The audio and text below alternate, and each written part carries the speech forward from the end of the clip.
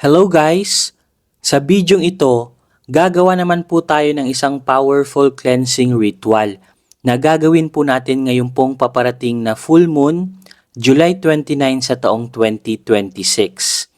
At para lalo po tayong swertihin, kailangan po natin gawin ito para mabilis pong makapasok yung swerte energy papunta po sa atin.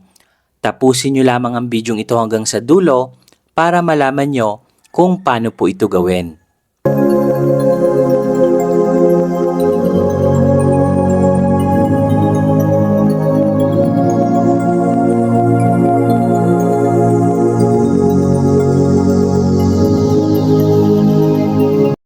So simulan na po natin ang very powerful cleansing ritual na ito na gagawin po natin ngayong pong full moon. Ngayon nga po itong July 29 sa taong 2026. At ito po yung best time para gumawa po tayo ng cleansing ritual para matanggal po yung lahat ng mga kamalasan or tinatawag po nating malas energy or negative energy na kumapit po sa ating katawan. So sa mga pampaswerteng ginagawa po natin sa channel na ito, mas mabilis pong darating ang swerte sa atin kapag nagke-cleansing ritual po tayo. So gagamit lamang po tayo dito ng isang kutsarang rock salt or sea salt. So ang rock salt or sea salt is a very powerful cleanser po ito ng mga negative energy. And then gagamit po tayo dito ng isang basong tubig. So ang gagawin nyo lamang guys is ihahalo nyo lamang po ang asin na ito dito po sa basong tubig na ito at isasabay po natin ito sa ating pagligo. So mas maganda guys, mag-prepare din po kayo ng maligamgam na tubig. So ihahalo nyo po ang dalawang ito sa maligamgam na tubig. At tatanggalin po nito ang lahat ng mga negative energy, kamalasan na kumapit po sa inyong katawan. Kadalasan po kasi guys, mabagal yung dating ng swerte sa atin kasi hindi po tayo nagke-cleansing ritual. Kailangan po kasi nating linisin yung ating aura. Minsan po kasi kumakapit yung mga negative energy or malas energy sa ating aura nang hindi natin namamalayan. Kaya napaka-importante po na dapat ugaliin nyo pong mag-cleansing ritual lagi. At least once a week, especially kung lagi po kayong na-expose sa maraming tao. Isa po yan sa malaking dahilan kung bakit bumabagal yung swerte sa inyo. Kaya maging maingat po kayo lagi sa mga taong nakakasalamuha po ninyo. Kung meron po kayong nafe-feel na negative sa mga taong yan, pag uwi nyo po mismo ng bahay is kailangan nyo pong mag-cleansing ritual. Especially po ngayong full moon, kailangan po natin gawin ito. Kasi ang full moon, bukas po yung portal of manifestation sa mga araw na ito at ito rin po yung best time para mag-cleansing ritual po tayo. Para ang lahat ng mga pampaswerte po natin ginawa is mabilis po natin itong ma-manifest. So ang gagawin ko is ihalo ko na po ang asin na ito dito po sa basong tubig.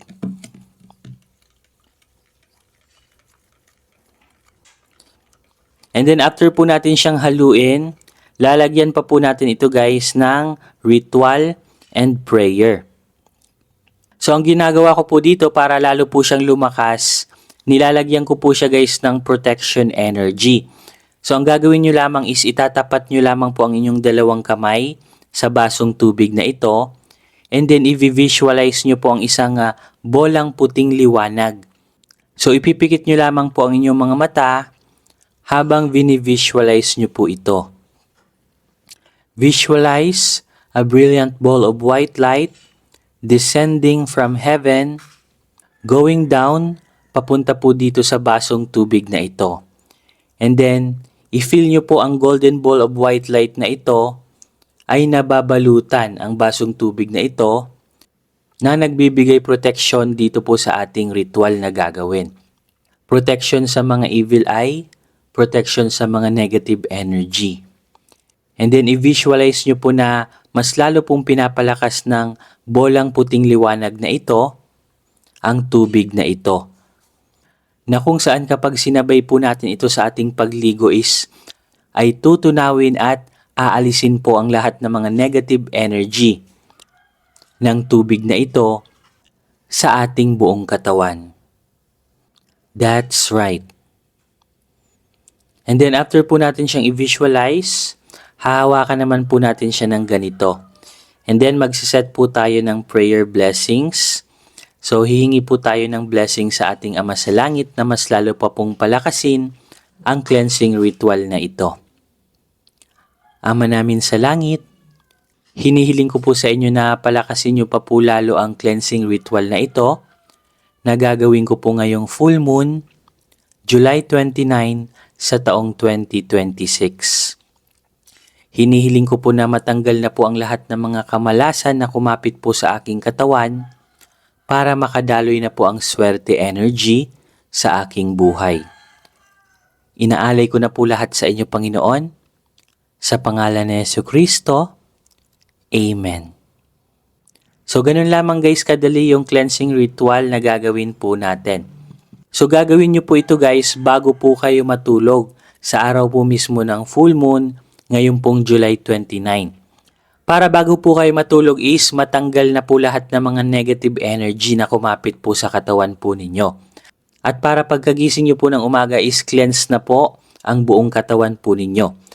At meron po kayong mararamdaman niya na magaan na pakiramdam na parang may natanggal na tinik sa inyong katawan. Merong natanggal na mabigat na enerhiya sa inyong katawan kapag ginawa nyo po ito. At talagang subok na po namin ito, very effective po talaga ang cleansing ritual na ito kapag ginawa nyo po ito. At sa mga viewers po natin dyan na ready na pong gawin ang cleansing ritual na ito ngayon pong full moon, i-type nyo po sa ating comment section ang mantra na I am cleansed. So i-type nyo po yan sa ating comment section, I am cleansed. At sa mga viewers naman po natin dyan na 100% pong naniniwala sa ganitong klase mga cleansing ritual, type yes to affirm. So hanggang dito na lamang guys at magkita-kita po muli tayo sa ating mga susunod na video. Don't forget to subscribe sa ating YouTube channel at pakihit na rin po ng notification bell para lagi po kayong updated sa mga bago po nating videos. Hanggang dito na lamang po. Maraming salamat. Kayo ba'y laging minamalas? Dati naman kayong sinuwerte sa buhay. Ngunit pagdating sa kalagitnaan is parang nauudlot ito. Ano yung problema? Ginawa nyo na ang lahat. Nagsipag kayo, ginawa nyo na lahat ng diskarte, pero wala pa ring nangyayari. Marahil na biktima ka na po ng evil eye, sumpa, at inggit. Malakas po yan guys magbigay ng kamalasan. Lalong-lalo na kapag napapalibutan ka po ng inggitero at inggitera. Marami ka na ring pampaswerteng ginamit sa buhay. Lahat ng mga prayers ay ginawa mo na, pero wala pa rin itong epekto. Marahil biktima ka rin ng tinatawag na kulam. Kaya pong tanggalin lahat yan ng ating very powerful Revuelta Talisman. So eto po guys yung itsura ng ating Revuelta Talisman. Very powerful crystals po ito na galing pa po ng Brazil. At hindi lang po ito basta-basta crystals dahil original at authentic crystals po talaga ito. At bukod nga po dyan is na-bless na din po ito. At hindi po basta-basta blessings ang na-transmit sa crystals na ito. Dahil ginamitan po ito ng energy transmission. Galing po sa enerhiya ng ating Divine Creator. Kung saan lahat ng mga negative energy, evil eye, inggit, barang, palipad hangin at kulam ay kayang tanggalin ito. At kahit mismo mga evil spirit, negative entities ay takot sa crystals na ito. Kinakat at pinuputol din po nito ang lahat ng trauma sa ating nakalipas. Kasali na po dyan yung trauma sa ating relationship, trauma sa business, kung na-scam po kayo, trauma sa trabaho, at marami pa pong ibang trauma na naranasan nyo po sa inyong nakalipas. Money magnet na din po ito. Nagmamagnet po ito ng maraming swerte at kaperahan. Ang original price po nito ay nagkakahalaga po ng 5,000 pesos.